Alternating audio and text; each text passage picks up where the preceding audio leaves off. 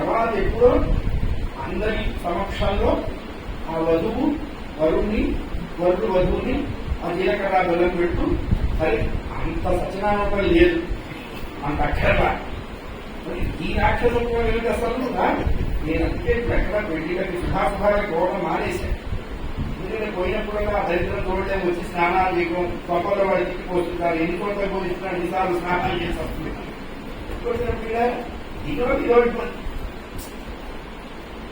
ఈ లక్షణం చేతనే నువ్వు నన్ను పొందాలనుకుంటున్నావంటే నీకున్నటువంటి అర్హతలు ఇవేనా? ఇంకా ఏమైనా ఎక్స్ట్రాఆర్డినరీ క్వాలిఫికేషన్స్ అడుగుతారుగా? నీకు రన్నింగ్ లో ఉందా, బాణాలు వేస్తావా, పెయింటింగ్ వేస్తావా, క్రాఫ్ట్ వేస్తావా, ఇవన్నీ ఎక్స్ట్రాఆర్డినరీగా అవి ఏమన్నా ఉన్నాయా? ఉన్నాయి. అయ్యా ఏమున్నాయి తెలుసా? నాకున్నటువంటి ఇంకా అత్యధిక క్వాలిఫికేషన్ ఇవన్నీ భగవంతుడికి ఇష్టమే. దేవగురుద్ది జన్మమున బుధ సేవ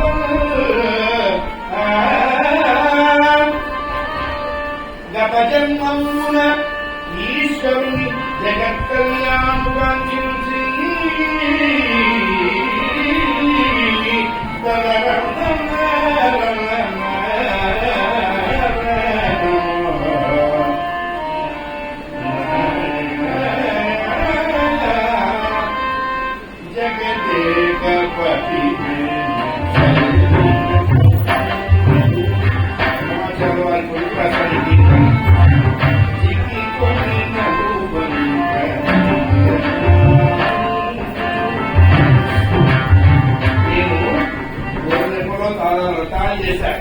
చాలా నోములు లేచాను. ఏ వ్రతం చేసినా ఏ నోములు వచ్చినా కరోమి యజ్ఞస్థగం పరస్మై నారాయణాయేతి సమర్పయామి అని కృష్ణార్పణ బుద్ధితోనే చేశాను. వాసుదేవ ప్రీత్యర్థం చేశాను. శ్రీ మహావిష్ణు ప్రేరణగా చేశాను. నాహం కర్త హరికర్త కర్త భక్తుభోక జనార్దన ఇదే చెప్తున్నారు. ఇవన్నీ ఎందుకు చేశానో తెలుసా?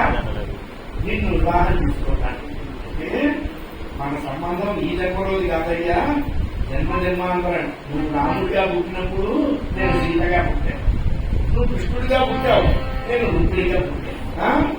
నువ్వు పుట్టిన ప్రతిసారి నేను కూడా అనపాయి, ప్రత్యానపాయి. నేను వదిలిపెట్టి ఉండను. నేను ఇచ్ఛాశక్తి, జ్ఞానశక్తి, క్రియాశక్తి స్వరూపుడిగా నేను ఉన్నాను.